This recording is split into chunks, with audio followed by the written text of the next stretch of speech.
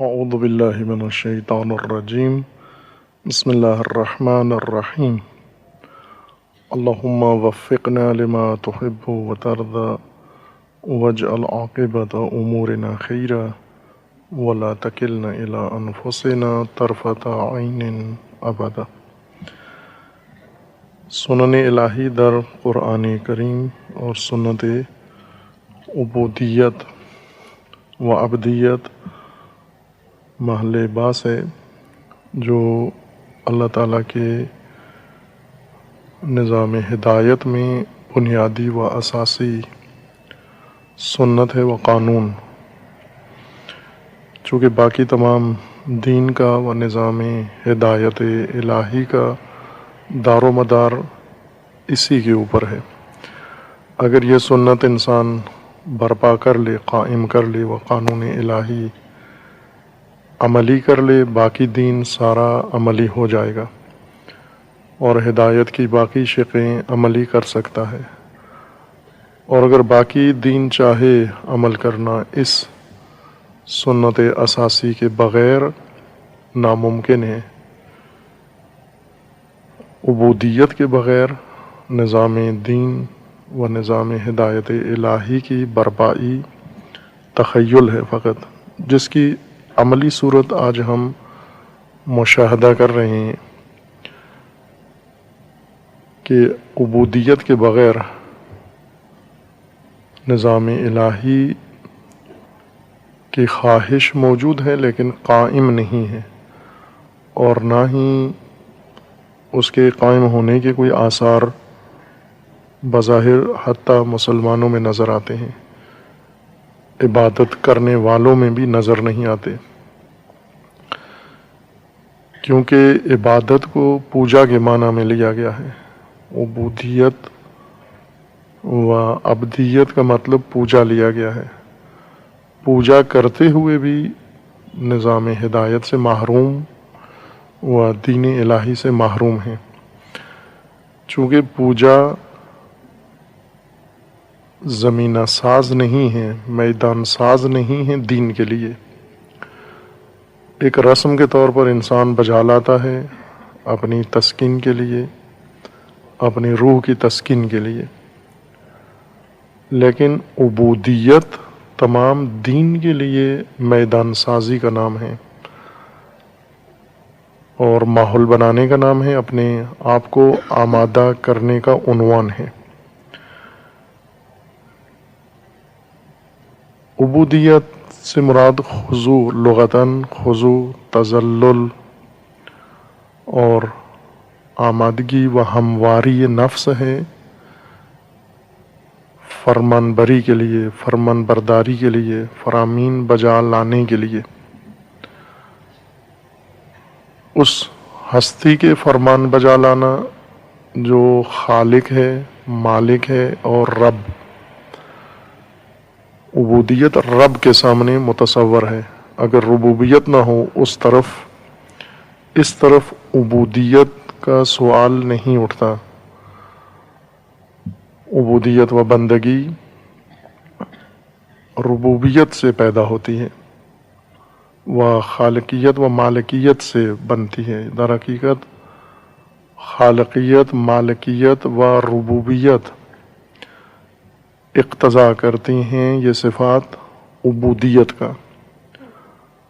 اگر خالقیت نہ ہو، مالکیت نہ ہو اور ربوبیت نہ ہو، عبودیت کا موضوع ہی وجود میں نہیں آتا۔ اس صورت میں انسان مستغنی ہو جاتا ہے، اگر مخلوق نہ ہو، مملوک نہ ہو اور مربوب نہ ہو۔ اور سب سے اہم ربوبیت ہے اور انسان کی مربوبیت، احتیاج و محتاجی انسان کی رشد کی طرف، کہ انسان قابل تکامل ہے، قابل رشد ہے اور کمال پذیر ہے انسان۔ دوسری طرف سے رب ہے جو پرورش دہندہ ہے، جس کے اختیار میں انسان کی رشد نمو و پرورش کے تمام وسائل اور نظام موجود ہیں جس کی انسان کو ضرورت ہے. جیسے مثال دی تھی کہ پرورش کے لیے مثال ہم کبھی بھی طوطے کی نہ لیا کریں، پودے کی مثال لیا کریں. ایک پرورش ہے طوطا پرورش اور ایک پرورش ہے پودا پرورش. طوطا پرورش میں طوطے کو رٹا دیا جاتا ہے، سکھا دیا جاتا ہے ایک نظام تعلیم کے تحت. طوطا بنا دیا جاتا ہے انسان کو بغیر اس کے کہ ذرا برابر ارتقا کرے، رشد کرے، نمو کرے. کمال ذرا برابر اس کے اندر نہیں آتا. وہ طوطا کا طوطا ہی رہتا ہے لیکن بہت کچھ زبان پہ رٹ لیتا ہے اور دہرا دیتا ہے، نقالی کرتا ہے. یہی نظام تعلیم جو ہمارے ملک میں رائج ہے، طوطا نظام تعلیم، وہ اردو میں ہو، عربی میں ہو یا انگلش میں ہو، ایک ہی نظام تعلیم ہے. کچھ مراکز تعلیمی انگلش میں رٹا لگا رہے ہیں، انگلش طوطے بنا رہے ہیں. کچھ نظام تعلیم اردو طوطے بنا رہے ہیں اور کچھ نظام تعلیم عربی طوطے بنا رہے ہیں، رٹا رہے ہیں. علوم، معارف، معالم، اصطلاحات، الفاظ، اصول رٹا رہے ہیں اور یہ رٹا ان کی شخصیت میں کوئی اثر نہیں چھوڑتا. اس کی وجہ یہ ہے کہ ربوبیت نہیں ہے. یہ تعلیم نظام ربوبی کا حصہ نہیں ہے، اس کا تسلسل نہیں ہے. اس لیے اس کے اندر رشد نہیں ہے، نمو نہیں ہے، ارتقا نہیں ہے، صلاحیت نہیں ہے اس کے اندر. بھلے رٹا لگا سکتے ہیں، طوطا بنا سکتے ہیں. پودا رشد کرتا ہے. پودے کی رشد بیج سے شروع ہوتی ہے. جیسے بیان کیا تھا کہ بیج کے اندر مکمل پودا ہے. ایک پورا پودا جیسے ہوتا ہے وہ سارا بیج کے اندر پایا جاتا ہے، لیکن دکھائی نہیں دیتا، نظر نہیں آتا، محسوس نہیں ہوتا. ہے موجود اسی کے اندر، بیج کے اندر. مثلا گندم کے بیج کے اندر گندم کا پودا پایا جاتا ہے اسی دانے کے اندر، لیکن دیکھ نہیں سکتے آپ اس کو، کسی بھی حس کے ذریعے سے نہیں دیکھ سکتے. لیبارٹری میں اس کو توڑ کے چیر کے بھی نہیں دیکھ سکتے، مائکروسکوپ کے اندر بھی اس کو نہیں دیکھ سکتے، کیونکہ یہ پودا استعدادی وجود کے ذریعے موجود ہے. استعدادی وجود رشد کر کے نظر آتا ہے. جب تک استعدادی مرتبہ ہے اس کا، نظر نہیں آئے گا، محسوس نہیں ہوگا. اس کو محسوس حد تک دیکھنے کے لیے اس کی پرورش کی ضرورت ہے، اور پرورش کو وسائل کی ضرورت ہے. یا دوسری مثال، انسان، ہم اپنی مثال دیں، پودے کے بجائے انسان کی مثال دیں. انسان نطفے کے اندر موجود ہے. نطفہ جو مرد سے منتقل ہوتا ہے رحم عورت میں، اس نطفے میں، اس قطرے میں، اور وہ نطفہ بھی کوئی بڑا حجیم نہیں ہوتا، ڈائمینشنل نہیں ہوتا. وہ نطفہ ایک جرثومہ، ایک سپرم، شاید وہ بھی نظر نہیں آتا، بلکہ یقیناً نظر نہیں آتا. مائکروسکوپ ہی موجود ہے، وہ اسے مائکروسکوپ سے دیکھا جا سکتا ہے. اس کے اندر انسان پایا جاتا ہے، انسان کی پورا جسم پایا جاتا ہے اسی سپرم کے اندر. اس جرثومے کے اندر انسان ہے، وہ بیج ہے انسان کا. لیکن یہ انسان جو نطفے کے اندر ہے، سپرم کے اندر ہے، استعدادی وجود ہے انسان کا، جو پرورش کے قابل ہے. اس کو پرورش دیں، اسی کو جو نطفے کے اندر انسان پڑا ہوا ہے، اللہ تعالیٰ نے اپنی حکمت سے رکھا ہے اس کے اندر یہ مرتبہ وجودی انسان کا. سب اسی مرتبے سے یہاں تک پہنچے ہیں. ابھی جتنے بھی حجیم انسان ہیں، لحیم شہیم ہیں، یہ سب اسی استعدادی مرتبے سے ارتقا کر کے اس مادی محسوس اور جسمانی مرتبے میں پہنچے ہیں. کس عمل کے ذریعے؟ پرورش کے ذریعے، اس استعداد کی نمو کے ذریعے، قانون نمو کے ذریعے. اور وہ جو کچھ ہوا ہے ربوبیت کے ذریعے ہوا ہے. یہی ربوبیت ہے. سپرم سے پہلے انسان کو ویسے بنانا، اس کے اندر رکھنا. خود سپرم انسان نہیں ہے، اس کے اندر انسان ہے. وہ صرف مرکب ہے انسان کا، اٹھائے ہوئے انسان کو. اس کے اندر استعداد ہے انسان کی، جسے پرورش کی ضرورت ہے. پرورش کے لیے اللہ تعالیٰ نے اس کی نمو کے لیے، رشد کے لیے جو نظام بنایا ہے وہ یہ کہ یہ پہلا مرحلہ مرد کے اندر طے کرے. پرورش ہی کا ایک مرحلہ ہے. پہلی تکوین، پہلی تشکیل اس کی مرد کے اندر ہو. جب مرد کے اندر اس کی تشکیل پوری ہو جائے، یہ منتقل ہو جائے رحم زن میں، عورت کے رحم میں.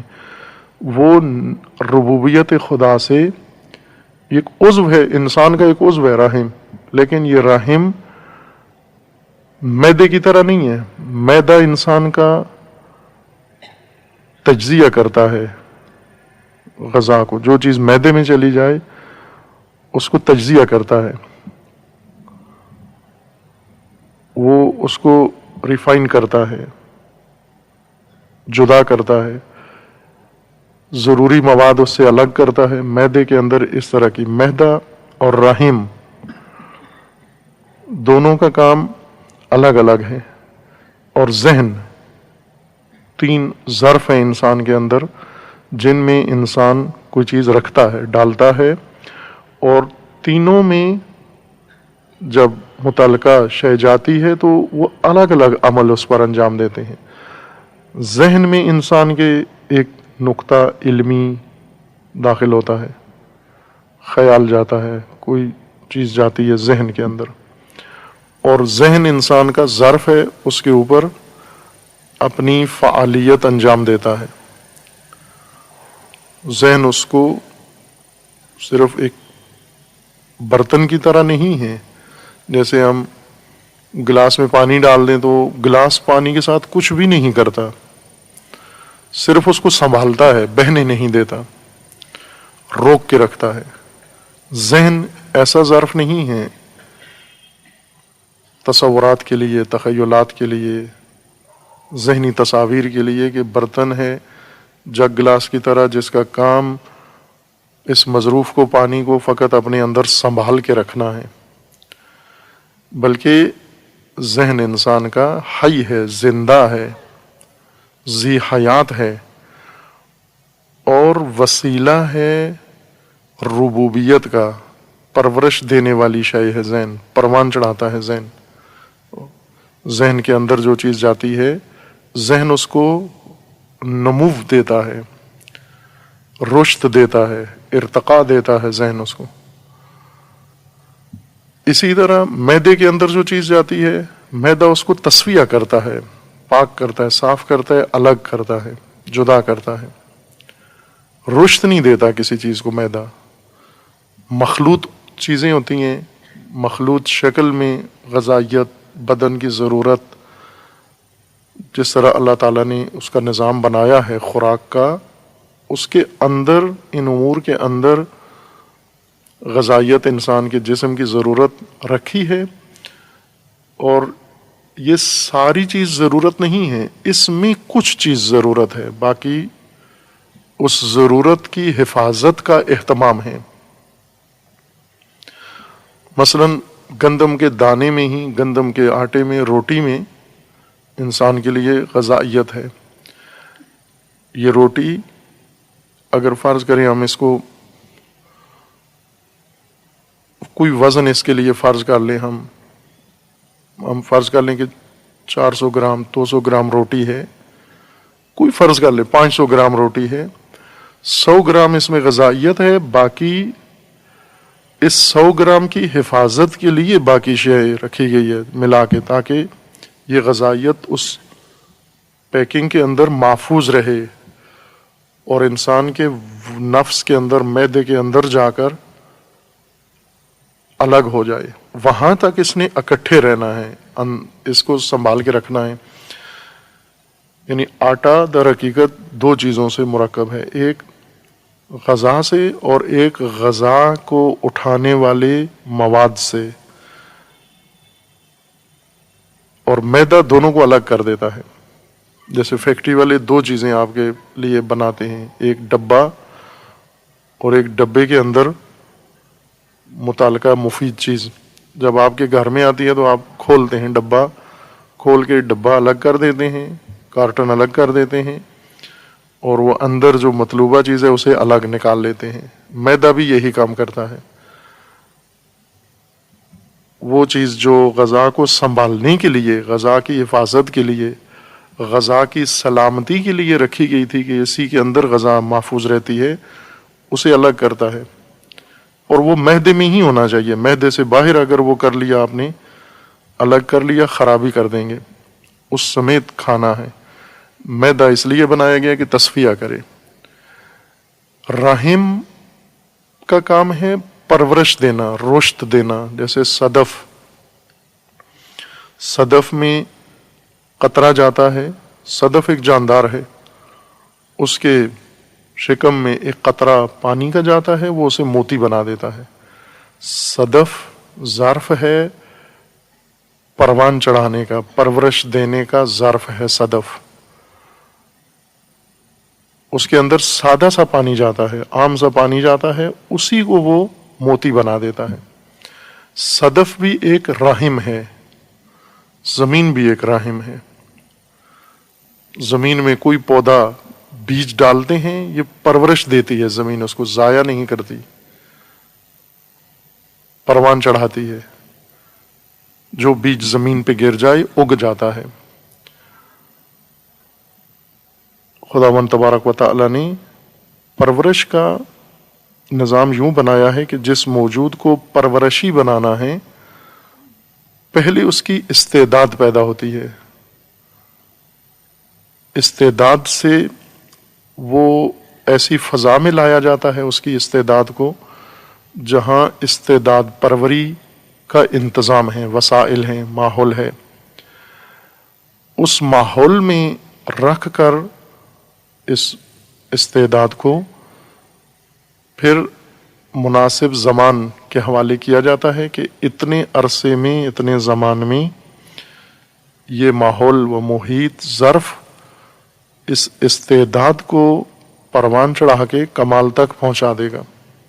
रहीम का काम यही है, नुतफ़े में मौजूद इस्तेदादी इंसान को परवान चढ़ाना, परवरिश देना।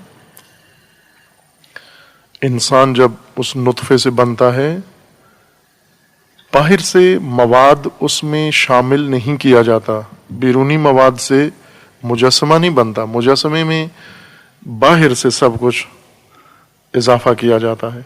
जैसे सुफालगर, कुम्हार बर्तन बनाता है, मट्टी लेता है थोड़ी सी और लेकर उसको अपनी उस चक्की पे रख कर महारत के साथ अपने हाथों में उसे शक्ल देता है। फिर थोड़ा थोड़ा करके मट्टी, गूंदी हुई मट्टी उसके साथ जोड़ता जाता है, इजाफा करता जाता है। सब बाहर से उसने इसके अंदर इजाफा किया है, डाला है, बाहर से मवाद इजाफा किया है और एक बर्तन बना दिया, मुजस्समा बना दिया, कोई जिस्मानी शय बना दी। इस्तेदाद परवरी में बाहर से कुछ भी नहीं इजाफा किया जाता। बाहर के उमूर का काम यह है कि अंदर मौजूद इस्तेदाद को परवान चढ़ाएं। तालीम व तरबियत इस चीज का नाम है कि इंसान के अंदर मौजूद शख्सियत को परवान चढ़ाना है, परवरिश देनी है। बाहर से अगर आपने उसमें इजाफा शुरू कर दिया, मसलन जैसे तोता बनाते हैं تو طوطے میں ہر چیز باہر سے اضافہ ہوتی ہے. پاکستانی طوطا ہو تو اس کو عموماً گلیاں سکھاتے ہیں، اگر غیر پاکستانی ہو اس کو کوئی اور اینشنٹ سکھا کے، تو وہ دہراتا ہے، تکرار کرتا ہے، ہم سمجھ رہے ہیں طوطے کو تعلیم دی ہے. یا سرکس کے دیگر حیوانات، ان کے اندر سے کوئی چیز پروان نہیں چڑھائی جاتی، باہر سے کوئی چیز ان پر ٹھونسی جاتی ہے، تحمیل کی جاتی ہے. یہ پرورش نہیں ہے، یہ ربوبیت نہیں ہے. ربوبیت اس کے اندر رکھی ہوئی استعداد سے اس کو نکالنا، پروان چڑھانا، رشد دینا، ارتقاء، نمو دینا اور کمال تک پہنچانا، یہ ربوبیت ہے، تربیت ہے، تعلیم ہے. اس کے لیے ظرف کی ضرورت ہے، ماحول کی ضرورت ہے، اور نظام ربوبی میں وہ سب کچھ فراہم کرنا شامل ہے.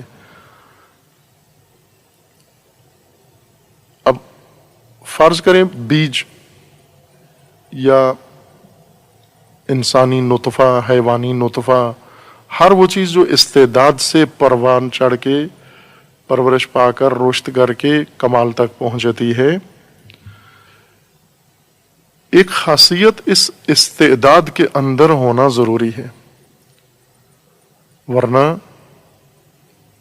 ارتقاء و نمو کا عمل انجام نہیں پائے گا. اور وہ ابدیت ہے اس استعداد کے اندر، عبودیت ہے، تذلل، خضوع، ربوبی ارتقاء کے عمل کو، فرمان کو ماننے کی حالت اس کے اندر ہونا ضروری ہے استعداد کے اندر.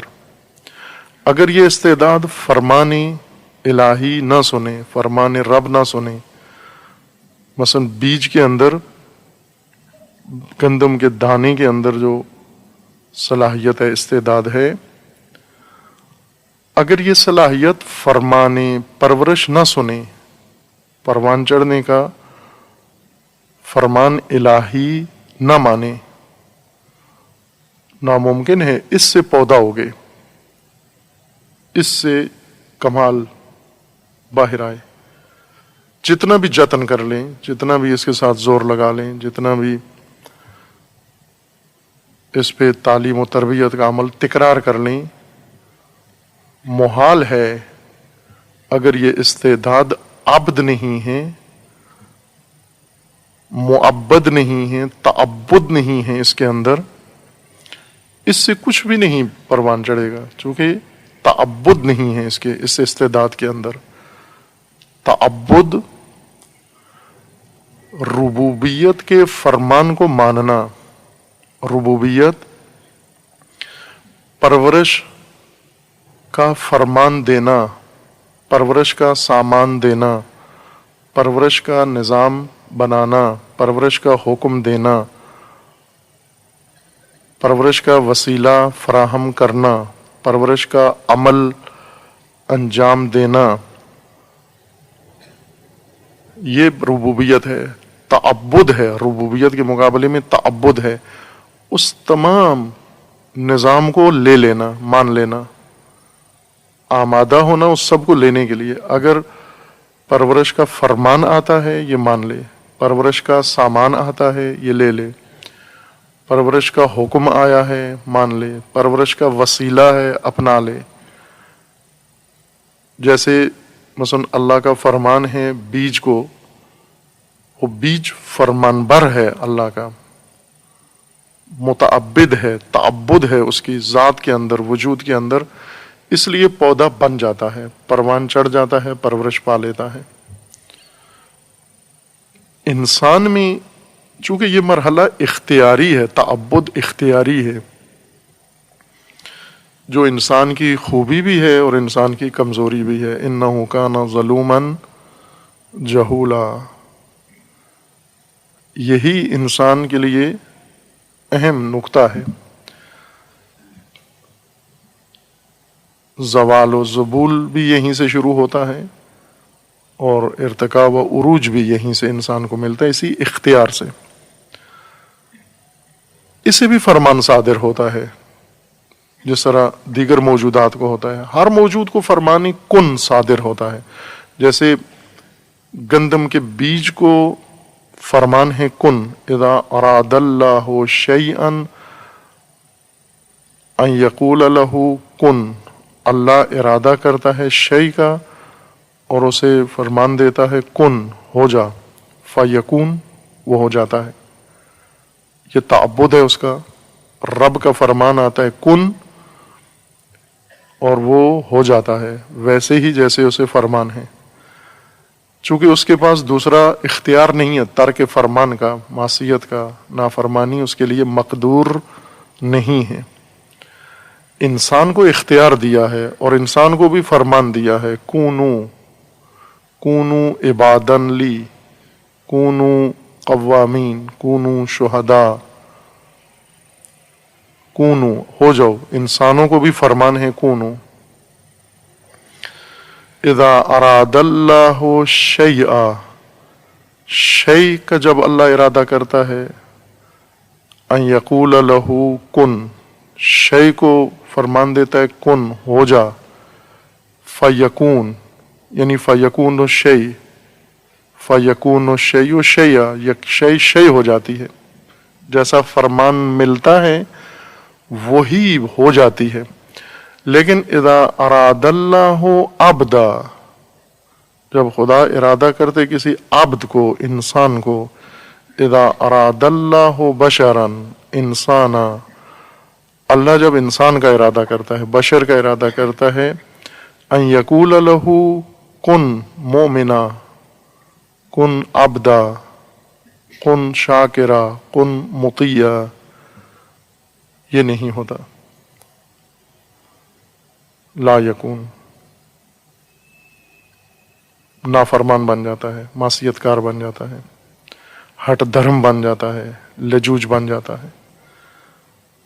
شے میں سے، اشیاء میں سے کوئی شے فرمان خدا کی نافرمانی نہیں کرتی، کن فیکون۔ انسان ہے جس کے اندر یہ متصور ہے کہ کن کو ٹھکرا دیتا ہے، چونکہ ایک کن رب کی طرف سے ہے، ایک کن نفس کی طرف سے ہے۔ رب کے علاوہ متبادل منابع جن سے انسان متصل ہے، نفس، خواہشات، ہوا و ہوس، اور بیرونی کشش و جاذبے، شیطان و شیاطین، فرائنہ، حکام، حامان، فرعون، قارون، یہ باہر ہیں انسان کے، جو انسان کو اپنا عبد بناتے ہیں۔ ان کا فرمان یہ کہ میرے بندے بنو۔ فرعون کا فرمان موسیٰ کو یہ تھا کہ تو بھی میرا بندہ بن جا۔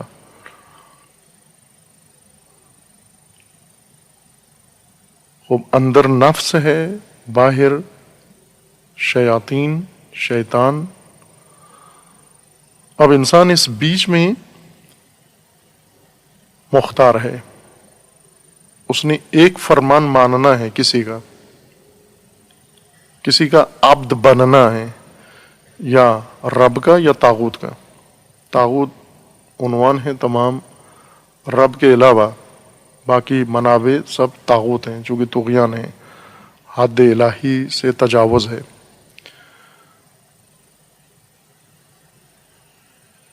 بس عبدیت تقاضا ہے ربوبیت کا، صلاحیت و استعداد، امکان، اسے پرورش کا حکم ہے، فرمان ہے،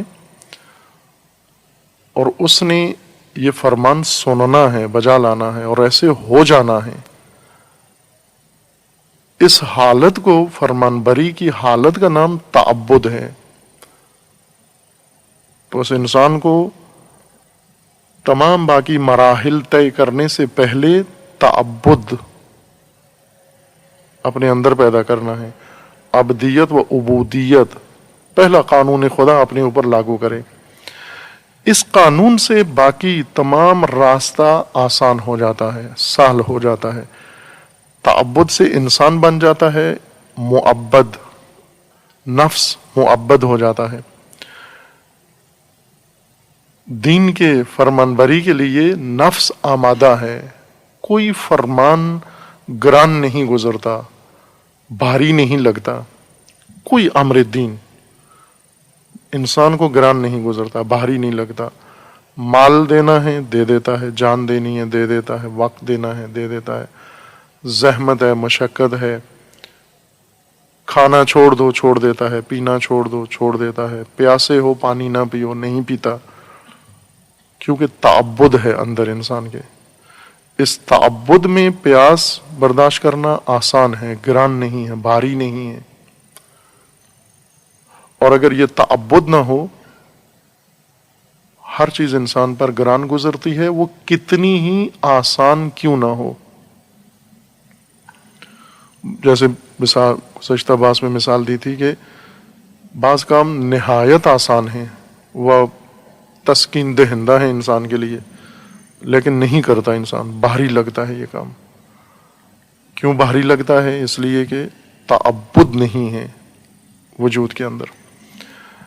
تعبد کی راہ میں ایک مشکل، ایک تو وہ طبقہ ہے جو آمادہ نہیں ہے، جن کے اندر موانع، رکاوٹیں، حائل موجود ہیں پہلے سے، ماحول کی وجہ سے، تربیت کی وجہ سے، وراثت کی وجہ سے، کسی بھی وجہ سے آلودہ ہو گئے ہیں، اور ان کے اندر یہ رکاوٹیں، بیماریاں پیدا ہو گئی ہیں۔ ایک یہ مخلوقات ہیں، انسان ہیں، ماں باپ نے ہی ان کے اندر رکاوٹیں پیدا کر دی ہیں۔ پیدائش سے پہلے بعض نے یہ جرم کیا ہے اپنی اولاد پر، اور پیدائش کے بعد بعض نے جرم کیا۔ آج کل اخباروں میں یہ زیادہ آ رہا ہے کہ ماں نے بیٹی جلا دی، اپنی آگ لگا کے بیٹی جلا دی، اور چرچے ہیں اس کے میڈیا میں ہر طرف۔ اور ایسی لاکھوں کروڑوں مائیں ہیں جنہوں نے اپنی اولادیں جلا کے تباہ کر کے جہنم کے حوالے کر دی ہیں۔ ایک آگ خود لگائی ہے اور ایک بڑی آگ میں دھکیل دیا ہے اپنی اولاد کو۔ ان ماؤں کا کوئی میڈیا تذکرہ نہیں کرتا۔ وہ مجرم مائیں جنہوں نے اپنی اولاد کو جہنم کی آگ میں دھکیل دیا ہے، یہ اس ماں سے زیادہ مجرم مائیں ہیں۔ اس ماں نے پھر ایک اس غلط کام کے اندر پیچھے ایک اور شاید نیت اچھی موجود تھی، یا کسی مثبت عمل اس کے اندر پھر نکل سکتا ہے کہ بیٹی جب بد چلن ہو جائے، نافرمان ہو جائے، ماں باپ کی بات نہ مانے، اس جس بیٹی کو آگ لگائی ہے وہ مجرم بیٹی ہے، گناہگار بیٹی ہے، اس کو آگ لگائی ہے اس نے، نہ کہ پاکیزہ بیٹی کو۔ لیکن یہ دوسری مائیں جنہوں نے اولاد جہنمی بنائی ہے، انہوں نے پاکیزہ اولاد کو جہنمی بنا دیا۔ مجرم مائیں اور مجرم باپ اور مجرم ماں باپ، کچھ نہیں موانع پیدائش سے پہلے اور پیدائش کے وقت اور پیدائش کے بعد اپنی اولاد میں پیدا کیے ہیں۔ کچھ میں ماحول نے، کچھ میں اقربا نے، کچھ میں دوستوں نے، کچھ کے اندر نظام تعلیم نے، ہر ایک نے۔ جب آلودگی میں ہو انسان، ہر طرف سے آلودگی ہو، رکاوٹیں، موانع تعبد کے انسان کے وجود میں آ جاتے ہیں۔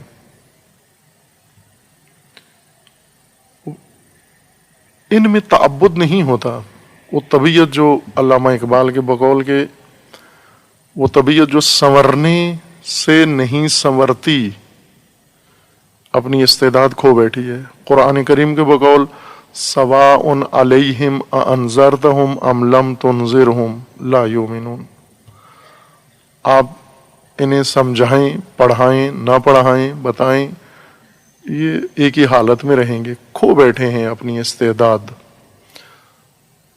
تعبد نہیں ہے ان کے اندر، صلابت ہے، پتھر ہیں، حجر ہیں، یا قساوت پتھر سے زیادہ ہے، یہ اپنی استعداد کھو بیٹھے ہیں۔ موانع تعبد کے فراوان ہیں۔ کچھ موانع ایسے ہیں جو خود انسان وراثت میں لیتا ہے اور اپنے نفس سے بھی پیدا ہوتے ہیں، اندر سے پیدا ہوتے ہیں، دوسروں نے نہیں ڈالے، ماں باپ نے نہیں ڈالے۔ جیسے بہترین خاندان کے اندر اچھے ماں باپ کے گھر میں ایک غیر متعبد پل جائے، پسر نوح، فرزند نوح جیسے مربی کے گھر میں غیر متعبد انسان ہو، یا جیسے ازواج ہیں، قرآن نے ذکر کیا ہے، نبیوں کی بعض بیویاں ہیں، ان کے بارے میں قرآن نے فرمایا کہ نافرمان ہیں، جیسے زوجہ نوح، زوجہ لوط، یہ نافرمان بیویاں ہیں، غیر متعبد بیویاں ہیں، اچھے انسان کے پاس ہیں لیکن متعبد نہیں ہیں،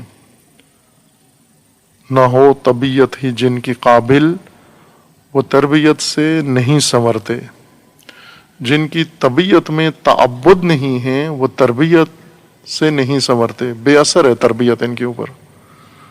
مربی تھکتا ہے، خستہ ہوتا ہے، اور مربی کو اللہ فرماتا ہے کہ لعلک باخع نفسک، آپ اپنے نفس کو ان کے لیے تلف کر رہے ہیں، ضائع کر رہے ہیں اپنے نفس کو ان کی خاطر جن کی طبیعت قابل ہی نہیں ہے، جن کے اندر صلاحیت نہیں ہے، استعداد نہیں ہے، کھو بیٹھے ہیں، جنہیں قرآن کہتا ہے کانو مجرمین، مجرم ہیں یہ کانو مجرمین، کانو وہ نحوی قانون نہیں ہے، کانا ایک کانا نحو میں پڑھتے ہیں آپ، کانا و اخواتہا، عربی الفاظ میں قرآن کریم میں کثرت سے استعمال ہوا ہے لفظ کانا، اور اس کے مشتقات کن بھی اسی سے ہے، اذا اراد اللہ شیئا ان یقول لہ کن، اسی کانا سے بنا ہے کن بھی، فرمان۔ یکون یہ بھی اسی سے ہے، یکونون اسی کانا سے ہے۔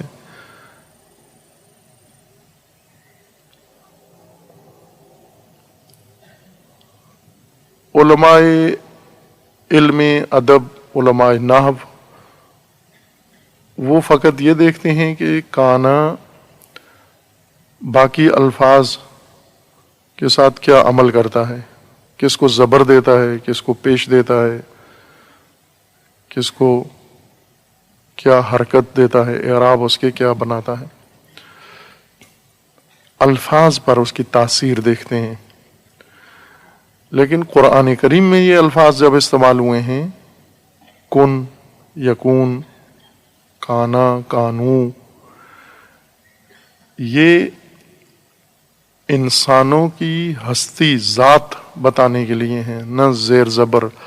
یہ کانا لفظوں پر اثر ڈالنے کے لیے نہیں آیا ہے، بلکہ اپنے مدخول کی ذات بتانے کے لیے آیا ہے، اس کی ہستی کی نشاندہی کر رہا ہے۔ کانو مجرمین، مجرم تھے، مجرم ہیں، ان کی ذات مجرم ہے، ان کی شخصیت مجرم ہے۔ بعضوں سے جرم ایک فعل کے طور پر سرزد ہوتا ہے، جن کا فعل مجرمانہ ہے، خود مجرم نہیں ہے۔ ہیں ایسے بہت سارے لوگ جن سے جرم کا عمل ہو جاتا ہے لیکن ان کی شخصیت مجرم نہیں ہے، جن کو قرآن کہتا ہے کانو مجرمین، یعنی ان کی ذات میں، شخصیت میں جرم آ گیا ہے، ان کے وجود میں جرم ہے، مجرم ہیں، یہ ذاتاً مجرم ہیں، جو انہوں نے اپنی شخصیت خود بنائی ہے، جرم سے بنائی ہے، مجرمانہ شخصیت اپنی بنائی ہے۔ مجرم میں کیسے تعبد آئے؟ جو کانو مجرمین ہیں، جن کی ذات میں جرم رچ بس گیا ہے، راسخ ہو گیا ہے، جو جرم میں رچ بس گئے ہیں، ان کو کیسے آپ توقع کر سکتے ہیں کہ ان میں تعبد پیدا ہوگا؟ ایک عالم کو، ابھی یہ حالیہ واقعہ ہے، ابھی اس وقت جیل میں ہے، زندان میں ہے، قم میں، یہ عالم تھا، اس کو سزائے موت ہوئی ہے، عالم ہے، مشہور عالم ہے، پھانسی کی سزا ہوئی ہے اس کو، اور بہت مقبول تھا لوگوں کے اندر، عورتیں زیادہ اس کی مرید تھیں مردوں سے، مرد بھی تھے لیکن عورتیں زیادہ مرید تھیں اس کی۔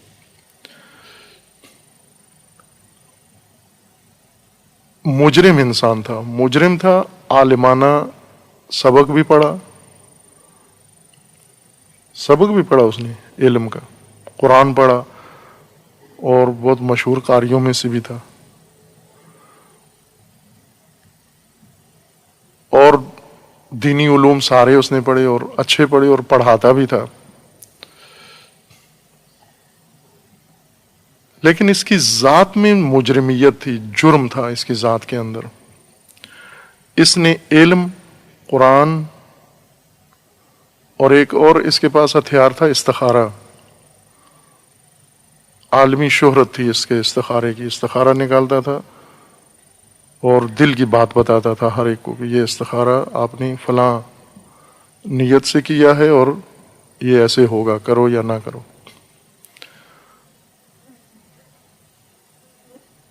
استخارہ اس کے پاس ایک وسیلہ تھا۔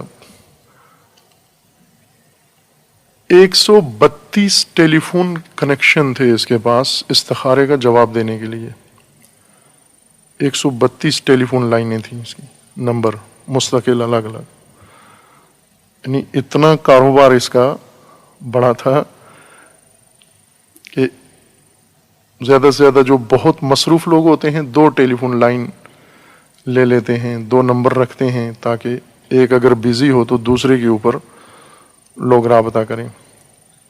اس کے گاہک اتنے زیادہ تھے کہ 132 ٹیلی فون لائنیں تھیں اس کی، 132 آپریٹر رکھے ہوئے تھے اس نے، ہر فون اٹینڈ کرنے کے لیے الگ ملازم تھا، اور وہ فون 1 یا 2 منٹ سے زیادہ ٹائم نہیں ہوتا تھا، آٹومیٹک کٹ جاتے تھے، ٹائم گاہک کو اتنا ہی دیتے تھے، اور مسلسل 24 گھنٹے مصروف تھے یہ، اور اس کی جو پر منٹ یا پر سیکنڈ آمدن تھی وہ ملینز میں تھی، مثلا لاکھوں روپے 1 منٹ میں اس کے اکاؤنٹ میں آتے تھے پیسے۔ اور ایک عمل جو چونکہ پیر بھی تھا، وہ جو کمزوری ہے انسانوں کی، ربوبیت چھوڑ کر انسان جس طغیان کی طرف چلا جاتا ہے، طاغوتیت کی طرف، پرورش چھوڑ کر، اللہ کا نظام چھوڑ کر جن چیزوں کا سہارا لیتا ہے، ان میں سے ایک یہ افراد ہیں، غیب گو، جعلی پیر، اللہ کو چھوڑ کر، رب کو چھوڑ کر جس آفت میں انسان مبتلا ہوتا ہے وہ جعلی پیروں میں مبتلا ہوتا ہے، اور جعلی ہی ہوتے ہیں، چونکہ اصلی کبھی پیر نہیں بنتا، یہ ذہن میں رکھ لیں کہ پیر جو بنے گا وہ جعلی ہی ہوگا ہمیشہ، جو مربی ہے کبھی پیر نہیں بنتا، مربی معلم ہی رہتا ہے، مربی ہی رہتا ہے، جو پیری اختیار کر لے وہ جعلی ہی ہوتا ہے۔ اس نے یہ بھی روپ اپنایا اور ہر بیماری کا علاج بھی اس نے کرنا شروع کر دیا، اور لوگ الہی نظام چھوڑ کر طاغوتی منبع کی طرف رجوع کیا انہوں نے، اور اس طاغوتی منبع کی رجوع کا طریقہ اس کا یہ تھا جس پر اس کو سزائے موت ہوئی ہے، اور ایک دفعہ نہیں شاید چند دفعہ سزائے موت سنائی گئی ہے۔ وہ یہ کہ وہ نامحرم عورتیں، شادی شدہ عورتیں، غیر شادی شدہ عورتیں جیسی بھی ہوں، ان کے بدن پہ دم پڑ کے پھونکتا تھا، ان کو برہنہ کر کے، عالم ہے، برہنہ کر کے ان کو، یہ اس کا طریقہ کار تھا، برہنہ کرتا تھا اور پھر ان کے بدن پہ دم پڑ کے پھونک مارتا تھا، اور کثرت سے لوگ اس کی طرف راغب تھے۔ ابھی جیل میں ہے، زندان میں ہے، اس کو سزائے موت سنائی گئی ہے، اور بہت سارے لوگ اس کے شاید شاگردوں میں سے بھی ہوں، چونکہ پاکستانی عموماً زیادہ ایسے استادوں کو پسند کرتے ہیں۔ ممکن ہے یہاں بھی ہوں ایسے، پاکستان میں ایسے افراد جو اس استاد سے کسب فیض کرتے رہیں، یہ دم کا طریقہ شاید سیکھ کر آئے ہوں گے وہ بھی، خدا نہ کرے ہوں کوئی، نعوذ باللہ من ذالک، لیکن رجحان ہوتا ہے۔ تعبد نہ ہو اگر انسان کے نفس کے اندر، عبدیت نہ ہو، علم، اصطلاحات انسان کو مومن نہیں بناتی۔ قرآن کا قاری بھی ہے، حافظ بھی تھا، لیکن تعبد نہیں ہے نفس کے اندر، بندگی نہیں ہے، فرمان بری خدا کی نہیں ہے۔ اس نفس کے اندر موانع ہیں، رکاوٹیں ہیں، یہ مجرم ہیں۔ قرآن اس کو کہہ رہا ہے کہ کان من المجرمین، یہ مجرم ہے ذاتاً، وجوداً، ہویت، شخصیت میں مجرم ہے یہ اندر سے۔ آپ اس کے لباس کے دھوکے میں نہ جاؤ، یہ مجرم ہے، قرآن فرما رہا ہے یہ مجرم ہے، اس کی شخصیت میں جرم ہے، نہ کہ جو جرم کرتا ہے اس کی ذات مجرم ہے۔ بہت سارے لوگوں سے جرم ہوتا ہے، مجرم نہیں ہوتے، کام جرم ہے، شخص مجرم نہیں ہے، فاعل کی ذات، شخصیت مجرم نہیں ہے، لیکن عمل اس کا جرم ہے، جرم شمار ہوگا۔ جیسے ایک شخص ایک گاڑی چلا رہا ہے، چلاتے چلاتے کسی غلطی کی وجہ سے دوسری گاڑی کو مار دیا، موٹر سائیکل کو مار دیا، کسی راہ چلتے کو مار دیا، وہ گر گیا، ہڈی پسلی ٹوٹ گئی، مر گیا، وہ یہ جرم ہے۔ ہر قانون کہتا ہے، اسلام میں بھی یہ جرم ہے، قانون میں بھی یہ جرم ہے، عرف میں بھی یہ جرم ہے، لیکن یہ جس نے ماری ہے گاڑی، یہ مجرم نہیں ہے، اس کو نہیں مجرم سمجھا جاتا کہ یہ ذاتاً، شخصیت یا ذہنی طور پر مجرم ہے، اس کے پیچھے ایک مجرم سوچ ہے، لہذا اس کو جرم کا خمیازہ بھگتنا پڑتا ہے، جرمانہ کیا جاتا ہے، دیت اس سے لی جاتی ہے، اور جو تعزیرات سزا بنتی ہے اس کو سنائی جاتی ہے۔ ایک شخص ہے، اس نے گاڑی مثلا موٹر سائیکل چلا رہا ہے، کسی کو ٹکر نہیں ماری، کوئی جرم نہیں کیا، سیدھی لائن میں گزر کے چلا گیا ہے، لیکن ہے یہ مجرم۔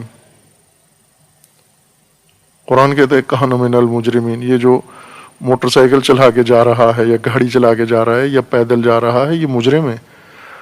آپ یہ نہ کہو کہ ابھی تو کوئی کچھ کر نہیں رہا، اس کی ذات میں جرم ہے، مجرمیت ہے، شخصیت اس کی مجرمانہ ہے،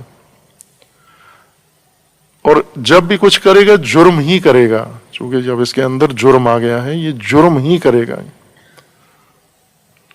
جن کی ذات میں جرم رچ بس جائے، اتنا راسخ ہو جائے، اتنا پھیل جائے، ان میں تعبد ختم ہو جاتا ہے۔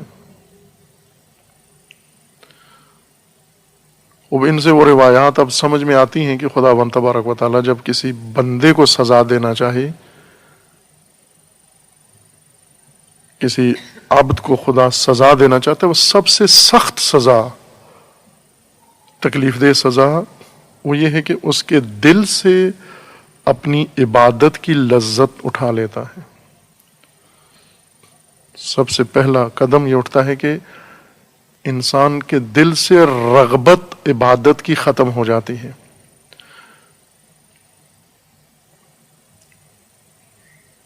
انحراف کا آغاز تعبد کی کمی سے ہوتا ہے، تعبد میں کمی آ جاتی ہے، بندگی میں کمی آ جاتی ہے، خضوع میں کمی آ جاتی ہے، فرمان بری میں کمی آ جاتی ہے، اور انسان اللہ کے علاوہ دیگر منابع پر کان دھرتا ہے، اور آہستہ آہستہ مجرم بنتا چلا جاتا ہے۔ پھر ایک حد میں پانی سر سے گزر جاتا ہے، چونکہ پہلے یہ سنن بیان کی ہوئی ہیں کہ اللہ تعالیٰ کی سنن میں سے، قوانین میں سے ایک قانون استدراج ہے، قانون استمہال، مہلت دینا، اتنی مہلت دینا کہ پانی سر سے گزر جائے، نصاب جرم کا، ظلم کا تکمیل ہو جائے، اور وہاں جا کر اس کو مسمار کرنا، ختم کر دینا۔ اذا اراد اللہ، اذا کیسے ہے، ان یہلک قریۃ، اذا اردنا ان نہلک قریۃ، جب ہم کسی اہل قریہ کو یا ملک کو، قوم کو نابود کرنا چاہتے ہیں، ہلاک کرنا چاہتے ہیں، ایسے ہلاک کا آغاز شروع ہوتا ہے۔ امرنا مترفیہ، اس میں مترف پیدا کرتے ہیں، عیاش پیدا کرتے ہیں، فاسد لوگ پیدا کرتے ہیں۔ ففسدوا فیہا، وہ اس میں فساد شروع کرتے ہیں، آغاز کرتے ہیں، پھیلاتے ہیں، عام کرتے ہیں، اسے کلچر بنا دیتے ہیں، گھر گھر پہنچا دیتے ہیں، اور پھر اس کو اپنی انتہا تک پہنچاتے ہیں۔ فسدوا فیہا، فسقوا فیہا، اس میں فسق کرتے ہیں، فساد کرتے ہیں، تباہی مچاتے ہیں۔ فحق علیہ القول، پانی ان کے سر سے گزر جاتا ہے، اتمام حجت ہو جاتی ہے۔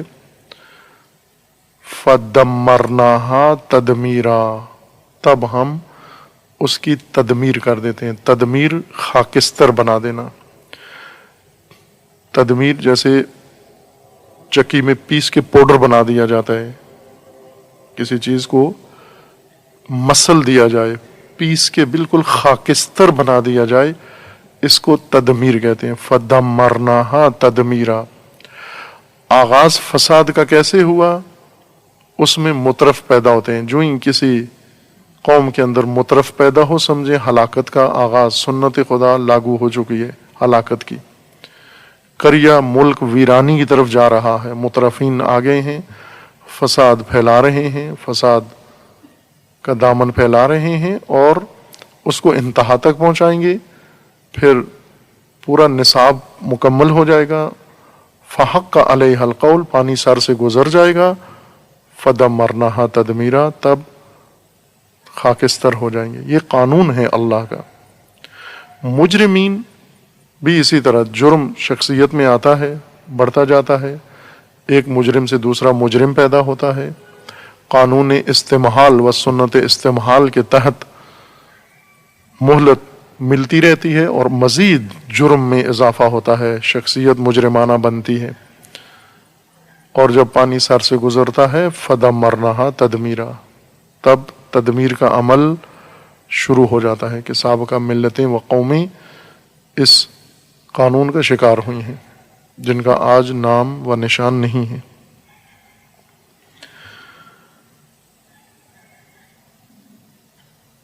جب انسان تعبد سے دور ہوتا ہے، تعبد و عبدیت اسے اٹھا لی جاتی ہے یا محروم ہوتا ہے، ایک معنی یا ایک متبادل تعبد کے مقابلے میں تکبر پیدا ہوتا ہے انسان کے اندر۔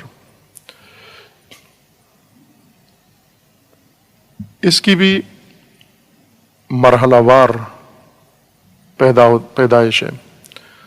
تکبر کی پیدائش خود بینی، خود خواہی، خود غرضی سے شروع ہوتی ہے۔ خود بینی، خود پسندی، عجب، خود پسندی، جو اپنے عاشق خود ہیں، اپنے علاوہ کسی چیز سے محبت نہیں کرتے، فقط اپنی ذات پسند ہے ان کو۔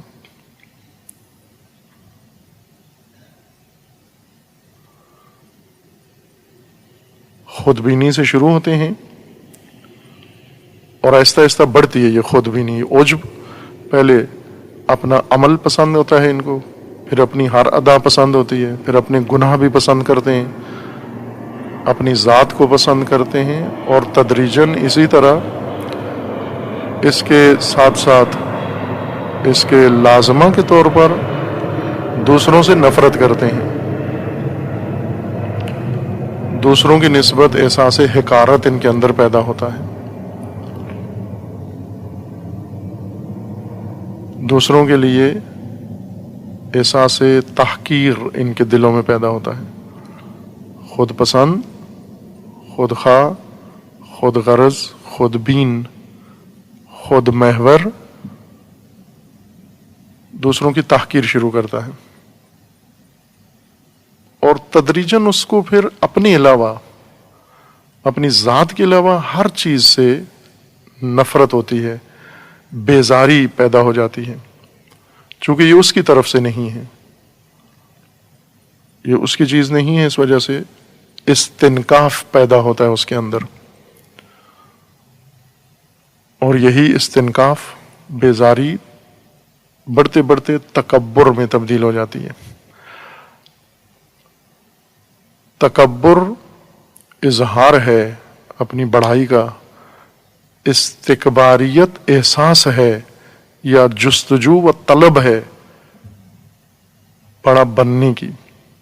بڑا بننا اگر شخصیت کو کمالات میں بڑا کرنا ہے وہ مطلوب ہے، آسان چیز ہے کہ اس میں پستی کی مذمت کی گئی ہے کہ اپنے آپ کو گھٹیا نہ بناؤ، پست نہ بناؤ، فرومایہ نہ بناؤ، نچلے درجے پہ اپنے آپ کو متوقف مت کرو، سبقت لو، آگے جاؤ، تعالی، علو،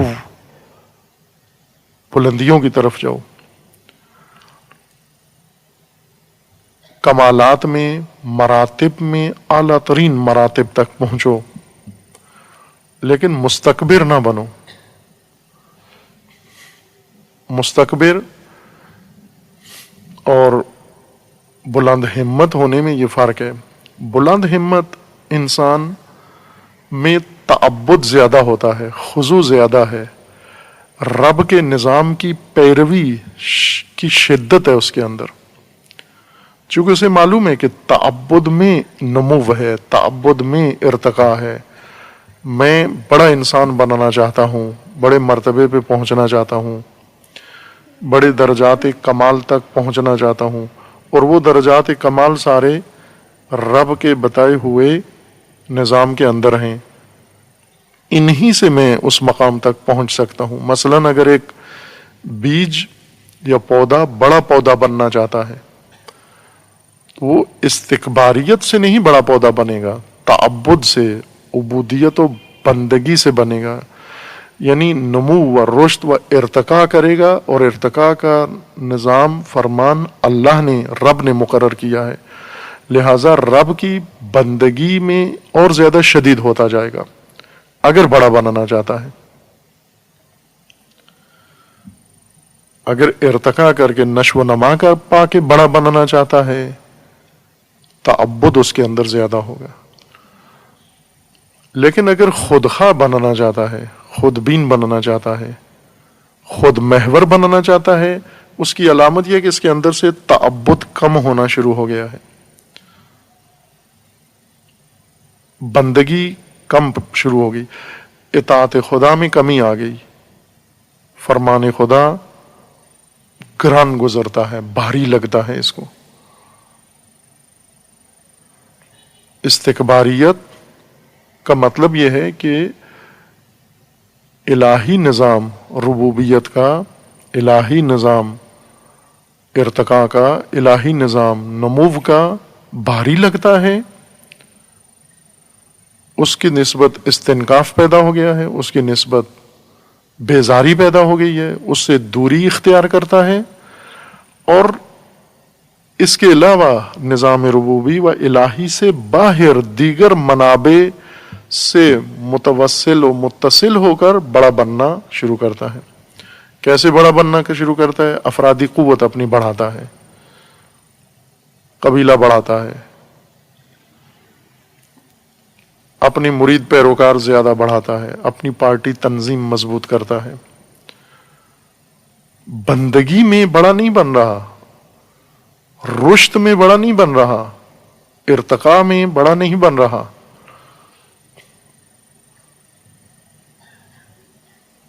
گروہ بناتا ہے، ٹولہ بناتا ہے اپنا، اور اللہ کا فرمان اس پہ بھاری گزرتا ہے، گران گزرتا ہے، ثروت کا سہارا لیتا ہے، مال کا سہارا لیتا ہے، دولت کا سہارا لیتا ہے، جائیداد کا سہارا لیتا ہے، کہ مال کی طاقت سے، ثروت کی طاقت سے بڑا بنے، اسلحے کی طاقت بڑھاتا ہے، اپنی تسلیحاتی طاقت بڑا بننے کے لیے، دوسروں سے برتری، علو حاصل کرنے کے لیے، دوسروں کو اپنی بندگی میں لاتا ہے، خود بندگی سے نکل جاتا ہے، اللہ کی بندگی سے دوسروں کو اپنی بندگی میں لے کر آتے، اپنا فرمان بردار، اطاعت گزار بناتا ہے کہ آپ میری بات مانو، میرے فرمان پہ چلو، کونو عبادا لی من دون اللہ، میرے بندے بنو، اللہ کے نہیں، خدا کے بجائے میرے بندے بنو۔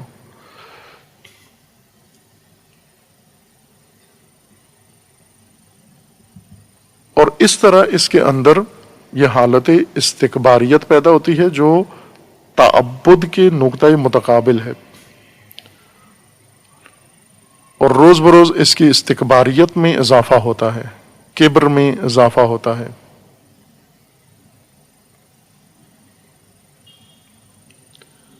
غرور میں اضافہ ہوتا ہے، اور پھر ایک دن یہ خدا کے مقابلے میں آ جاتا ہے۔ یہ مستکبر، متکبر جب اپنی طاقت بڑھا لیتا ہے، طاقتور ہوتا ہے، مال کے ذریعے قارون بن کر خدا کے رب کے مقابلے میں آ جاتا ہے، سیاسی قدرت اپنی بڑھاتا ہے، اقتدار فرعون بن جاتا ہے، رب کے مقابلے میں آ جاتا ہے، علمی طاقت اپنی بڑھاتا ہے، ٹیکنالوجی کی قدرت بڑھا کر حامان بن کر برج بنا کے، صنعت لگا کے رب کے مقابلے میں آ جاتا ہے، مستکبر بن کر رب کے مقابلے میں آ جاتا ہے۔ وہ آیات جو اس نقطۂ مقابل کو بیان کر رہی ہیں تعبد کے مقابلے میں، انہیں جائزہ لے رہے تھے، جن میں سے چند ایک بیان کی ہیں۔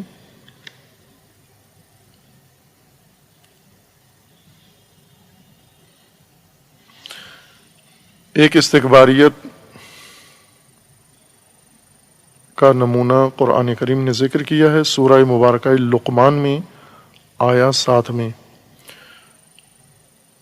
تعبد جب ختم ہوتا ہے،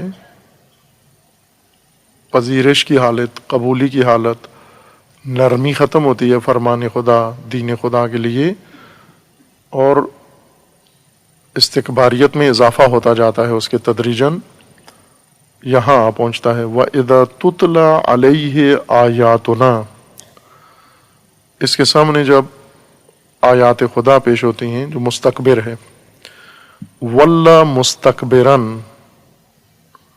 منہ پھیر لیتا ہے تکبر کے ساتھ، غرور کے ساتھ، یعنی بھاری گزرتی ہے اس پر یہ بات، بہت گران گزرتی ہے۔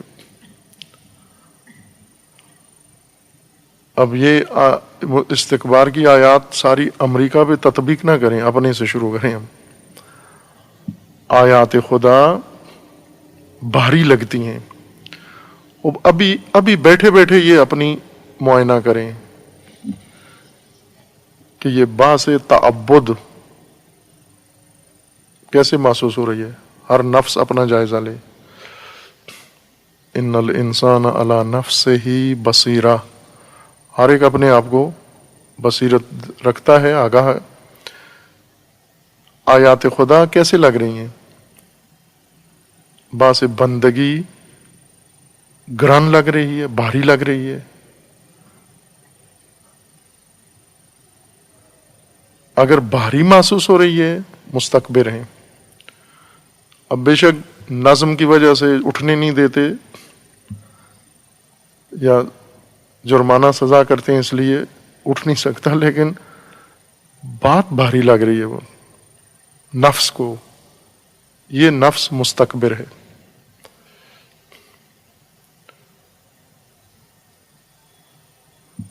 اذا تتلا علیہ، دیکھنا ہے مستکبر ہو یا نہیں۔ اذا تتلا علیہ آیاتنا، جب ہماری آیات پیش کی جائیں، ولا مستکبرن، کیا ظاہر کرتا ہے؟ کأن لم یسمعھا، ایسے منہ موڑ لیتا ہے، پھر جاتا ہے جیسے اس نے سنی ہی نہیں ہے۔ آیات خدا جب اس کے سامنے پیش کی جائیں، اس کی حالت یہ ہے کہ گویا اس نے سنی ہی نہیں ہے۔ بعض ہوتے ہیں ان کے سامنے پیش کی جائے، اسپیکر پر پیش کی جائے، لیکن ایسی اس کی حالت ہے کہ گویا اس نے سنی ہی نہیں ہے۔ اس نفس میں تعبد نہیں ہے، پذیرش نہیں ہے، قبولی نہیں ہے، یہ اپنے رب کا فرمان سن ہی نہیں رہا۔ بجا لانا دور کی بات ہے، سن نہیں رہا، سننے کے لیے تیار نہیں ہے، یہ سننا ہی گرہن گزر رہا ہے، بھاری لگ رہا ہے اس کے اوپر۔ کأن فی اذنیہ وقرا، ایسے ہے جیسے اس کے دونوں کانوں میں وقر ہے۔ وقر کوئی باہری چیز ٹھونسی ہوئی ہے جو آواز کان کے اندر نہ جانے دے۔ بعض لگا لیتے ہیں کان کے اوپر کوئی ایسی رکاوٹ کہ جس سے شور شرابہ ان کے کان میں نہ پڑے، وہ شور شرابے کے لیے ٹھیک ہے، انسان وقر کانوں میں لگا لے، لیکن ہدایت، آیات خدا، فرمان الہی، وقر ہے نہیں ہے، ان کے کانوں میں کچھ بھی نہیں ہے۔ حالت ایسی ہے، ان کی حالت اس کی ایسی ہے جیسے اس کے کانوں میں کوئی چیز ٹھونسی ہوئی ہے، سخت بھاری چیز جو کان میں آواز نہیں جانے دے رہی۔ فبشرہ بعذاب علیم، چونکہ اس میں فرمان خدا سننے کی ہی آمادگی نہیں ہے، اس قدر بد نصیب ہے یا تعبد کی کمی ہے، اس کے اندر دوری ہے، سننے کے لیے تیار نہیں ہے، اور سننا بھاری لگتا ہے اس کو۔ اگر فرمان خدا کے بجائے کوئی اور کمیڈین آج بات کرے، ساری رات بیٹھ کے رمضان کی پوری رات لہو میں گزار دے گا، بھاری نہیں ہے، بھاری کام کروائیں بھی تو بھی بھاری محسوس نہیں کرتا۔ لطیفے سنائیں، چٹکلے سنائیں، جو اہل معصیت ہیں معصیت کریں، وہ معصیتیں بعض بہت بھاری ہیں لیکن انہیں بھاری نہیں لگتی۔ مثلا بعض کام بہت ہی بھاری ہیں، یہ جو مجرمانہ کام ہیں، جیسے سگریٹ پینا بہت بھاری کام ہے، آسان کام نہیں ہے، چونکہ اتنا ناگوار ہے یہ دھواں اور یہ کش و سوٹا۔ نسوار اس سے زیادہ بھاری ہے، گٹکا اس سے زیادہ بھاری ہے، چرس اس سے زیادہ بھاری ہے۔ جتنا غلظت نشے میں زیادہ ہے، اتنا ہی اس کی کثافت بھی زیادہ ہے۔ یہ سارے بھاری کام کرتے ہیں انسان، وہ نہیں لگتے بھاری، چونکہ تعبد نہیں ہے، استکباریت ہے، اس وجہ سے فقط خدا کا فرمان بھاری ہے، باقی کوئی چیز بھاری نہیں لگتی۔ کچھ بھی باقی ان کو گران نہیں گزرتا۔ اللہ کی بات، اللہ کا نظام، اللہ کا فرمان بھاری لگتا ہے۔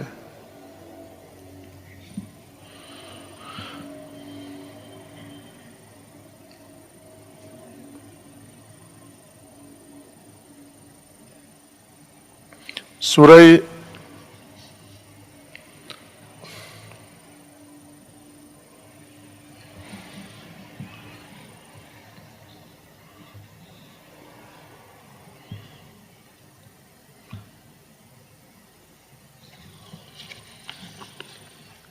پہلے یہ دوسری آیات پڑھ لیں پھر ان کی طرف آتے ہیں۔ قرآن کریم نے ایک مکالمہ ذکر کیا ہے، مستکبرین اور مستضعفین جہنمی، دونوں جہنمی ہیں۔ مستکبر بھی جہنم میں جائیں گے، مستضعف بھی جہنم میں جائیں گے، اور وہاں جا کر لڑیں گے، آپس میں جھگڑیں گے۔ مستکبر اور مستضعف کے یہ بہت جالب مکالمہ ہیں جو قرآن کریم نے ذکر فرمایا ہے۔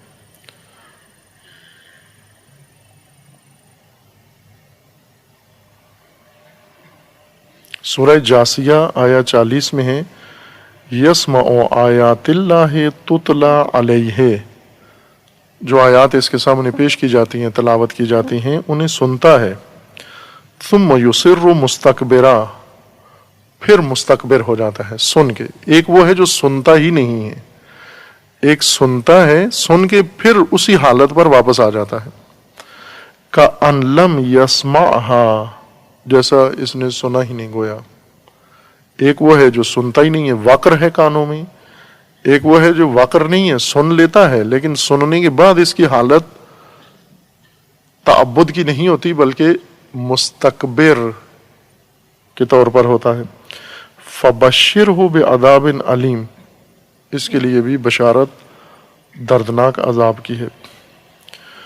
فَإِنِ اسْتَكْبَرُوا فَالَّذِينَ عِندَ رَبِّكَ يُسَبِّحُونَ لَهُ بِاللَّيْلِ وَالنَّهَارِ وَهُمْ لَا يَسْأَمُونَ، کہ ان کو اب یہ تذکر دیا گیا ہے کہ اگر آپ استکباریت کرو گے، یعنی تعبد و بندگی نہیں کرو گے، تو اس سے اللہ کو، رب کو کوئی نقصان نہیں ہونا۔ جو پودا باغبان کا فرمان یا رب کا نظام نہ مانے، پرورش نہ پائے، اب اس میں رب کا کیا نقصان ہے؟ جو پودا کمال تک نہیں پہنچتا، اس میں رب کا کیا نقصان ہے؟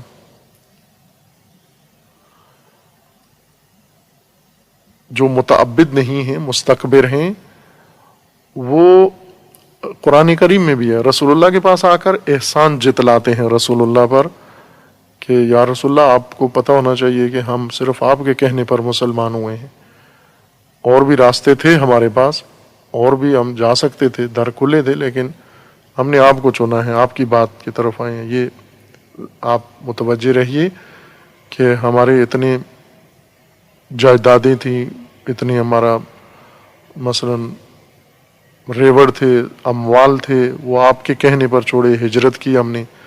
روزانہ آ کر رسول اللہ کو جتلاتے تھے، احسان جتلاتے ہیں۔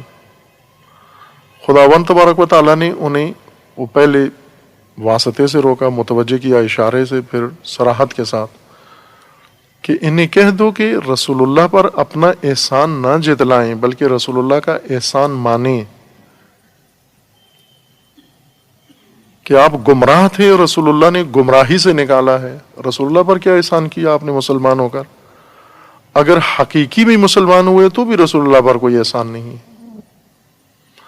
رسول اللہ کا احسان ہے تمہارے اوپر کہ گمراہ تھے، اور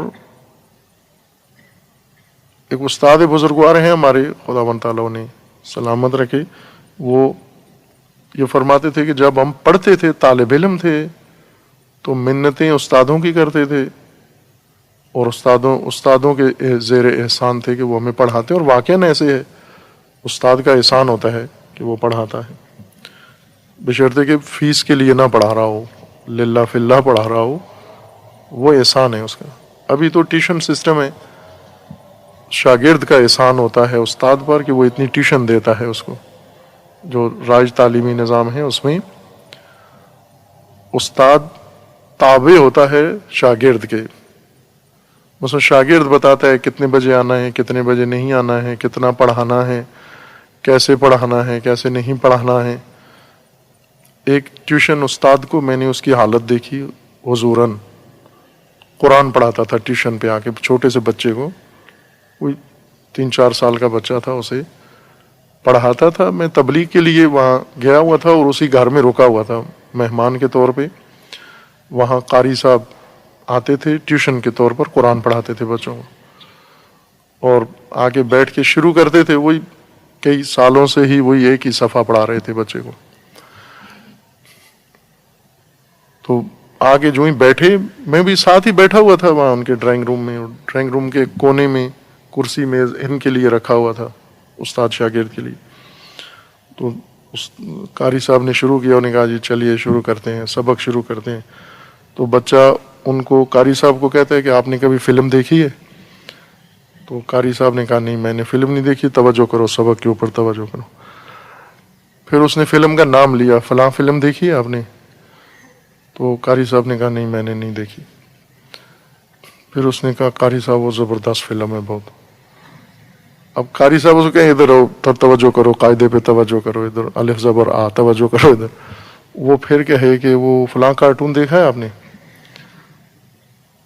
وہ قاری صاحب یہ استاد چونکہ ٹیوشن کا استاد ہے، معاوضہ لے کے پڑھا رہا ہے، وہ بچے کو نہ ڈانٹ سکتا ہے، نہ تنبیہ کر سکتا ہے، نہ اسے روک سکتا ہے، چونکہ بچہ پیسے دے رہا ہے. اصل یہ اس کے احسان مند ہے. اور اسی طرح 10-15 منٹ میں بچے نے فلم کی باتیں کی، اس نے قاعدے کی باتیں کی، درس ختم ہو گیا. قاری صاحب چلے گئے کل کا کہہ کے کہ اگلا سبق کل پڑھیں گے. پھر یہ وہ چیز ہے جس کا خود مشاہدہ کیا ہے. یہ استاد بزرگوار فرماتے تھے چونکہ حوضوں میں اساتید پڑھاتے ہیں بہت لمبے عرصے تک. شاید دنیا میں کسی تعلیمی نظام میں اتنی معلمی کی مدت دراز ہو جتنی مدارس علمیہ میں ہوتی ہے، کہ ایک ایک استاد شاید 70 سال تک پڑھاتا ہے. 70 سال تدریس دن رات، اور کئی مضامین، اور وہ بھی بہت مشکل مضامین پڑھاتا ہے ایک پائی پیسے کے معاوضے کے بغیر. ہزاروں شاگردوں کو پڑھاتا ہے. شاگرد گاڑیوں میں درس میں آتے ہیں، استاد پیدل آتا ہے درس میں. شاگرد بنگلوں میں رہتے ہیں، استاد کرائے کے گھر میں رہتا ہے. شاگرد امیر کبیر سرمایہ دار خاندانوں سے ہیں، وہ جس حالت میں طالب علمی میں تھا استاد بن کے بھی اسی حالت میں ہے.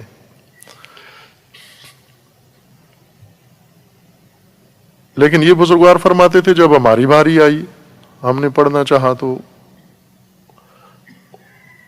احسان اساتید کا ہوتا تھا کہ ہم آپ کو پڑھا رہے ہیں. اب جب کہا کہ ہم پڑھ کے خود استاد بن گئے ہیں، ابھی شاگردوں کے احسان مند ہو گئے ہیں ہم، کہ اگر کوئی ہمارے پاس پڑھتا بھی ہے روز جتلاتا ہے کہ ہم آپ کے پاس پڑھتے ہیں، آپ کا دھیان رہے کہ ہم آپ کے پاس پڑھتے ہیں. وہ کم از کم وہ ایک فریق تو کسی کو کہے کہ ہمارا بھی احسان ہے تمہارے اوپر. وہ یہ پڑھ کے احسان جتلاتا ہے، وہ پڑھا کر احسان جتلاتا ہے. اسی طرح رسول اللہ کے پاس گمراہ آتے تھے اور احسان جتلاتے تھے.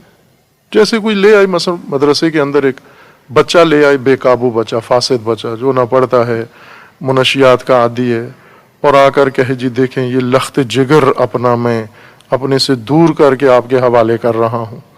سبحان اللہ، کیا احساس کر رہے ہیں، کیا جگر ہے اور کیا لخت ہے آپ کا. اگر لخت یہ ہے تو جگر کیسا ہوگا.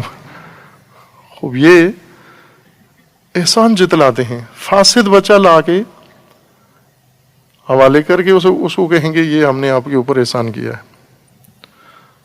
اس طرح یہ رسول اللہ کے اوپر بھی احسان کرتے تھے کہ دیکھا ہم آپ کی بات مانتے ہیں.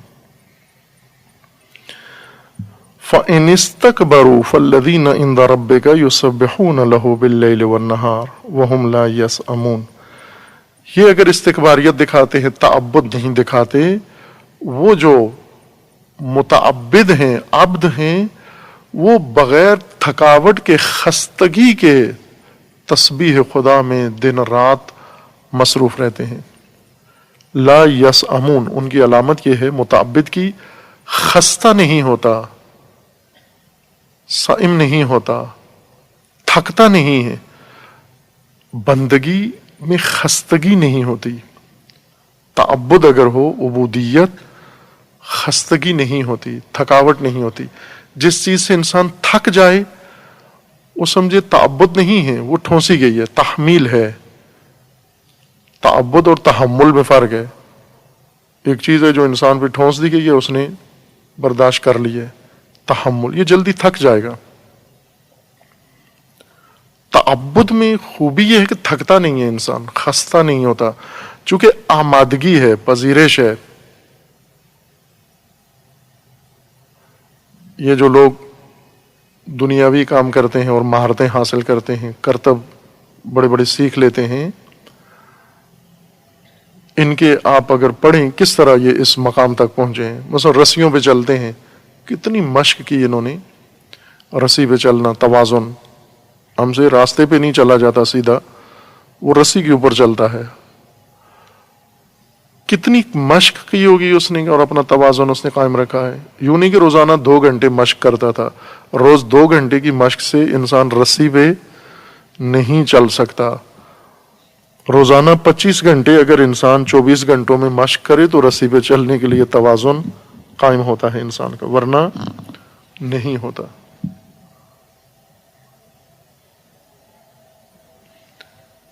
یہ معروف جو کسی بھی شعبے کے کھلاڑی ہیں، جیسے ابھی یہ محمد علی مکے باز فوت ہوئے ہیں، جو انہوں نے یہ مہارت اتنی کیسے حاصل کی کہ پہلے راؤنڈ میں ہی اپنے بڑے بڑے حریفوں کو چت کر دیتے تھے. یہ مہارت انہوں نے اس طرح سے حاصل کی کہ ہر وقت مثلا کھانا کھاتے ہوئے بھی مکے چلا رہا ہے، راستہ چلتے ہوئے بھی مکے چلا رہا ہے. آپ ان کی تصویریں بھی دیکھیں، کہیں دعوت پہ گئے تو بھی مکہ چلا رہے ہیں، کہیں کسی سے ملنے گئے تو بھی مکے چلا رہے ہیں. ہر جگہ وہ مکہ ان کا تیار ہے، اس لیے اتنا بڑا مکے باز بن گیا. تھکتا کیوں نہیں تھا یہ؟ دن رات مکے بازی کرتا رہے انسان، صبح و شام خستہ نہیں ہوتا. تھک جاتا ہے آدمی بس اوقات، 1 گھنٹہ 1/2 گھنٹہ اگر انسان کو جسمانی سخت کام کرے تھک جاتا ہے. یہ کام خستہ کر دیتے ہیں. آپ کوشش کر لیں 1/2 گھنٹہ اس طرح تیزی سے مکے چلاتے رہیں، رمق ختم ہو جائے گی. اور ایک آدمی 24 گھنٹے مکے چلاتا رہے، جو اس بستر سے اٹھتا ہے وہیں مکے بستر سے ہی شروع کر دے چلانا. تھکتا کیوں نہیں ہے؟ نہیں تھکتا، سعامت نہیں طاری ہوتی. کیوں نہیں ہوتی؟ چونکہ نفس اس کام کے لیے آمادہ ہے، تیار ہے. تھکتا اس میں ہے جس میں نفس آمادہ نہ ہو.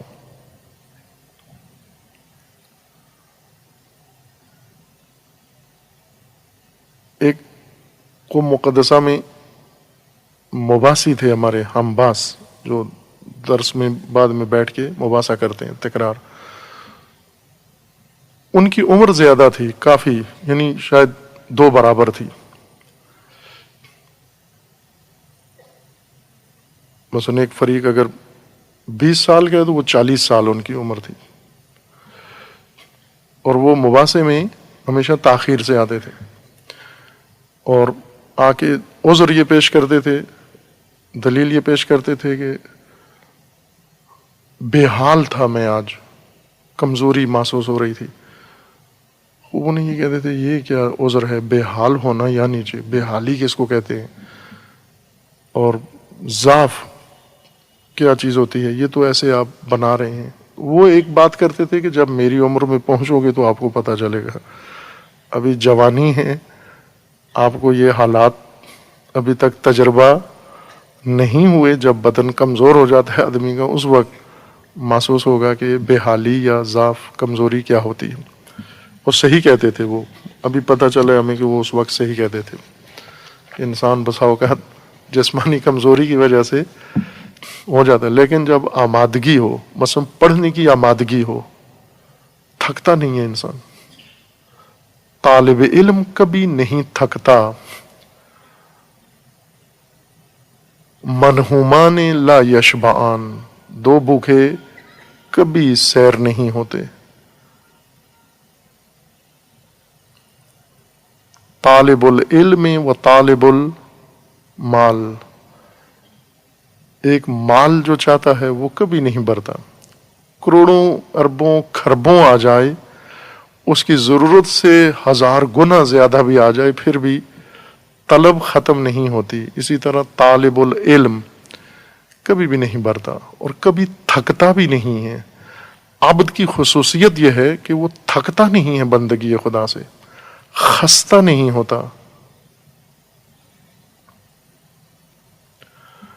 فَإِنِ اسْتَكْبَرُوا، اگر یہ استکباریت دکھا رہے ہیں، تعبد ترک کر دیا ہے، ان پر گران ہے فرمان خدا، راہ خدا و نظام خدا، فَالَّذِينَ عِندَ رَبِّكَ يُسَبِّحُونَ لَهُ بِاللَّيْلِ وَالنَّهَارِ وَهُمْ لَا يَسْأَمُونَ، وہ لیل و نہار دن رات تسبیح خدا میں مصروف ہیں اور خستہ نہیں ہیں۔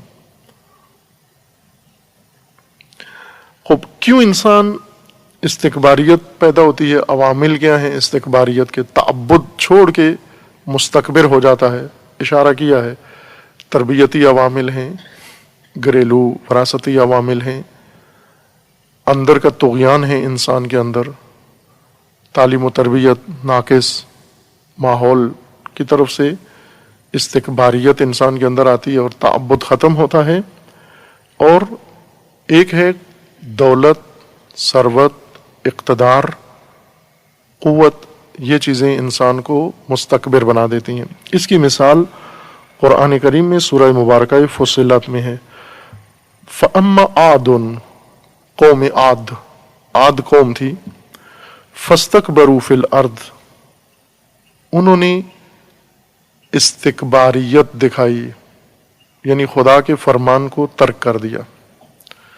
گران تھا، بھاری تھا ان کے اوپر نظام خدا، رب کا نظام بھاری تھا، گران تھا، آر محسوس کرتے تھے۔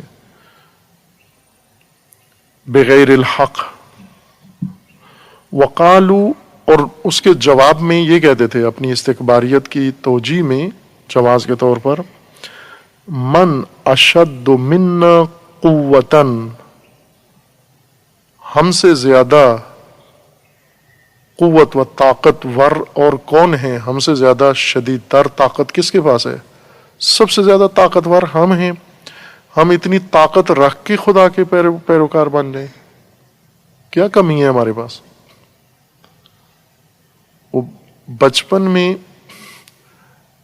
اسکول میں ایک خاندان ہجرت کر کے اس علاقے میں گیا جہاں اسکول تھا ہمارا، وہاں کسی دوسرے کلچر سے، خطے سے، جن کی زبان بھی اس علاقے سے مختلف تھی اور باقی امور، اور وہ رمضان میں روزے نہیں رکھتے تھے۔ وہ بچے تھے چھوٹے، لیکن وہ پورا خاندان ہی روزے نہیں رکھتا تھا۔ وہ بچے جب دوسرے دوست اس سے پوچھتے کہ آپ لوگ روزہ کیوں نہیں رکھتے، تو وہ بڑی سنجیدگی کے ساتھ وہ بچہ بچگانہ انداز میں جواب یہ دیتا تھا کہ روزہ وہ رکھتے ہیں جن کو روزی نہیں ملتی، ہمیں تو روزی ملتی ہے، ہم کیوں روزہ رکھیں؟ روزی اگر ہے تو روزہ نہیں ہے، روزی نہیں ہے تو ٹھیک ہے روزہ رکھ لو، جب ہے ہی نہیں ہے کھانے کے لیے تو بہتر ہے نہ کھاؤ۔ وہ بچہ یہ توجیہ پیش کرتا تھا۔ عبد خدا کون ہوں؟ جو ضعیف ہوں، بیچارے ہوں، قوت نہ ہو، پیسے نہ ہو، طاقت نہ ہو۔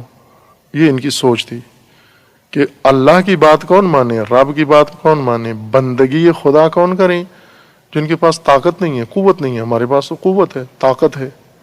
من اشد منا قوتاً اولم یروا ان اللہ الذی خلقهم هو اشد منهم قوتاً وکانوا بآیاتنا یجحدون۔ یہ احساس طاقت و قدرت کر کے استکباریت دکھا رہے ہیں، بندگی سے ہٹ کے، اور تکبر و غرور و بڑائی، اپنی برتری ظاہر کر رہے ہیں، اور ان پر بھاری ہے فرمان خدا، نظام خدا۔ متوجہ نہیں ہے کہ خدا اشد قوتاً ہے اور ان سے بڑی طاقت والوں کو خدا نے نابود کیا ہے۔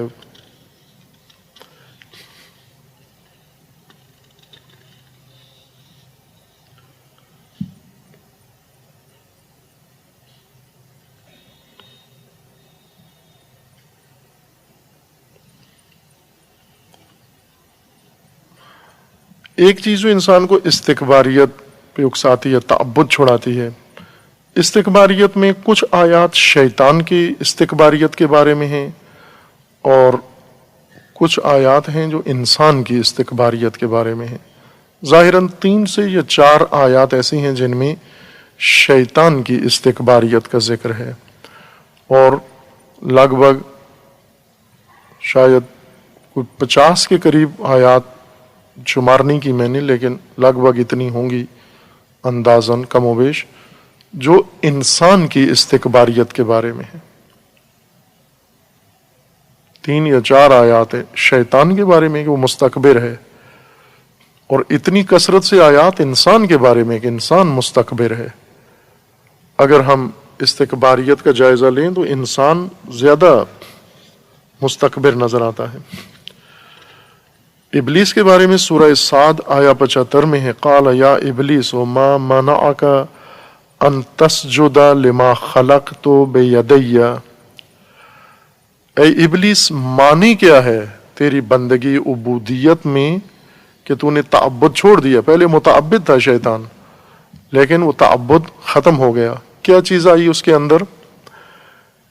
سوال کیا پروردگار نے اس سے، یا ابلیس ما منعک، کس چیز نے تجھے روکا، ان تسجد لما خلقت بیدی، یعنی میرا فرمان سجدہ تو نے ٹھکرا دیا، فرمان بری نہیں کی. اگر فرمان خدا بجا لاتا تو اب تھا، یہ کام تو نے نہیں کیا. کیا رکاوٹ تھی، کیا معنی تھا؟ 2 معنی یہاں پر ذکر کیے گئے ہیں. استکبرت ام کنت من العالین، استکباریت رکاوٹ بنی ہے یا تو عالین میں سے تھا. ان 2 میں سے ایک رکاوٹ ضرور تھی. عالین میں سے ہے تو اپنے آپ کو سمجھتا ہے، عالین میں سے ہے، یا مستکبر ہے. یہ 2 خاص اصطلاحات ہیں قرآن کریم کی. فرعون کے بارے میں بھی ہے کہ خداوند تبارک و تعالیٰ نے جب حضرت موسیٰ علیہ السلام کو فرعون کی طرف بھیجا تو ساتھ یہ بھی بتایا کہ فرعون و ملائے فرعون عالین میں سے ہیں. یہ بھی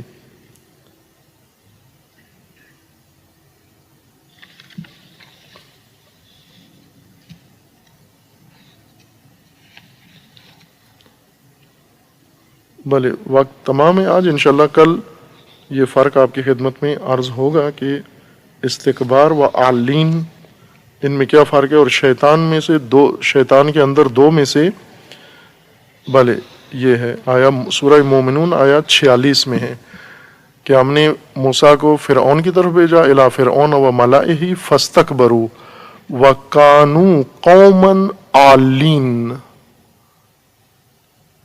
معلوم ہوا کہ عالین بھی ایک منفی حالت ہے جو قوم فرعون پر طاری تھی. ملا و فرعون پر، فرعون اور اس کی حکومت اور اس کے ساتھیوں پر حالت عالین طاری تھی. مستکبر بھی تھے، وَكَانَ قَوْمًا عَالِينَ. اسی باب سے شیطان سے بھی پوچھا جا رہا ہے کہ تو بھی عالین میں سے ہے یا مستکبر ہے؟ کیا وجہ ہے؟ فرعون کے بارے میں تھا کہ دونوں تھے اس کے اندر، مستکبر بھی تھا اور عالین میں سے بھی تھا. یہ بات بھی انشاءاللہ بیان کریں. صلی اللہ علیہ محمد.